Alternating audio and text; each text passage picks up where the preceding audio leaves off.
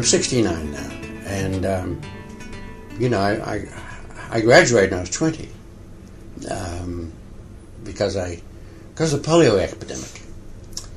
My sister came down badly with polio and was hospitalized, and now the iron lung quite a bit, and she survived.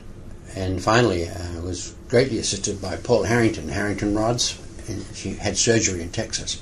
I studied under him for about 3 weeks in 1961 during my 2-year scholarship that the New Zealand Workers' Compensation Board paid for to study spines in Europe and North America. It was a 1-year scholarship, but like most Kiwis, I expanded it to 2 and spent a lot of travel time as well.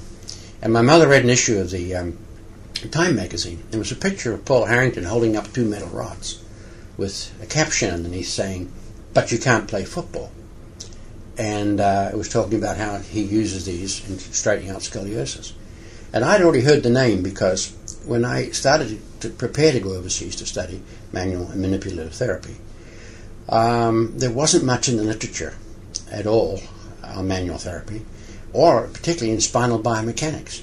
Yet he had 2 biomechanists working with him, trying to understand spine rotation, side bending, and so on. And from that work came these rods. Well, I studied with him for a while, and actually I stayed at his house because a hurricane came through, and he learned I was camping. I had a Volkswagen Beetle and a little tent alongside, and he learned I was camping out. I had no idea what a hurricane was. So he made sure I stayed with him, and we became friends, and he stayed with me when I lived in Bermuda for a while, and actually had a stroke there. He was playing golf. He raised his golf club up. Someone yelled out 4. He twisted his head and bisected the vertebral artery, something we get concerned about in manipulation. And he had a stroke and flew back quickly to the United States, to Houston, Texas, and he recovered, but never fully, and I don't think he ever led a surgical team again.